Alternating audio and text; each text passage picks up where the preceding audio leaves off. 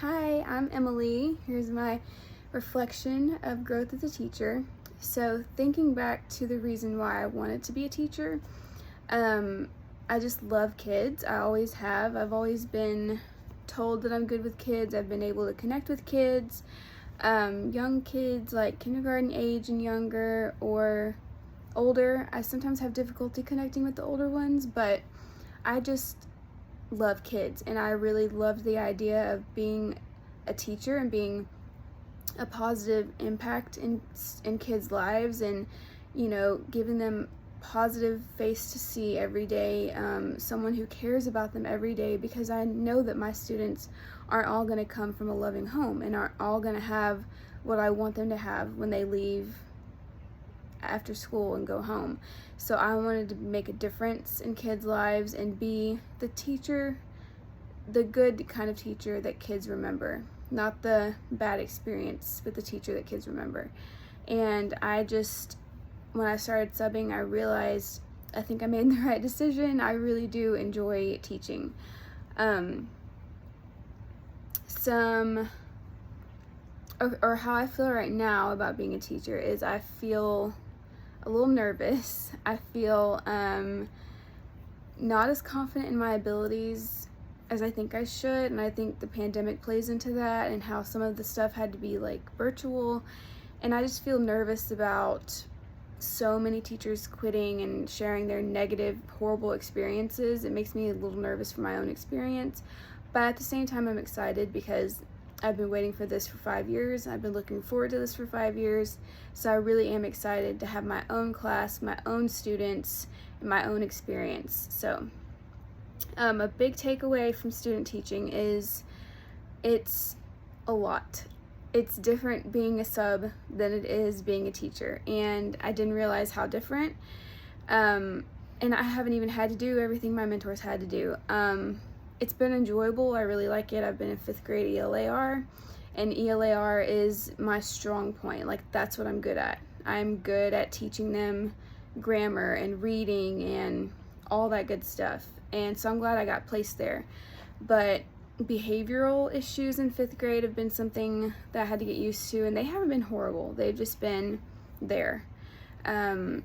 We had a student throw a chair at me and my mentor during lunch in the cafeteria, and that was, I haven't forgotten it. I won't forget it. So that was an experience that I was not prepared for. And when that same student got upset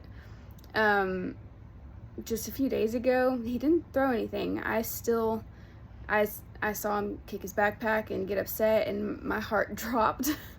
And I didn't realize, or I did, but I didn't think about it too much, that you would possibly be dealing with violent kids. And that was an experience. I've also learned about admin and like principal, and how important it is that they have your back and they support you, because we've had several students lie on our teachers, and the principal believed it, or the principal didn't address it, which is surprising. But I've seen about that, and it's made me realize how important it is for when I do accept a position that the admin and principal is there to support me as well as the students.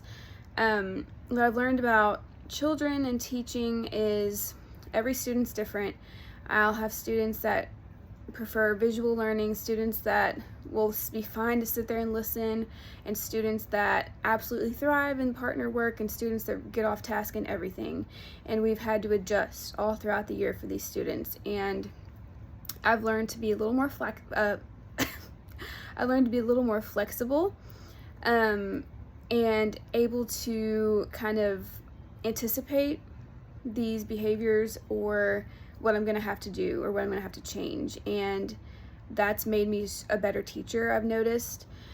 And it's not all about the content, and it's not all about the learning, even though that's important. But I've had students come in and not be able to concentrate because their parents were fighting the night before, or their parents went and were going to jail, or they were scared that they were going to have to be separated from their parents, things like that. And you have to be there for these kids, and you have to put importance on education, of course, but you also have to put importance on the students' emotions and feelings.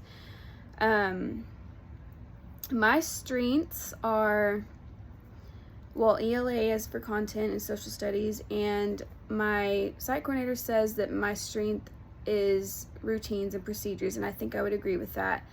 I'm able to really implement them, make them follow them, and I would say a strength is kind of not differentiating, but kind of adjusting. I think I've gotten really good at adjusting my instruction and making it fit with my students, and the more I got to know my students and the more I taught, the better I became at it. Where do I see myself in 5 or 10 years? To be honest, I really am unsure. I could either be teaching at a different grade level or the same grade level I get. I could be teaching kindergarten or 5th grade or 3rd grade. I could be in a master's program for speech therapy because that's always been kind of a plan. I could be not teaching at all. I really don't know, and I can't say what I'll be doing 5 years from now. But I would hope that I still enjoy teaching and that it's still passionate for me and that I still want to do it, whether I'm going to be a speech therapist or not. So, yeah, that's my reflection.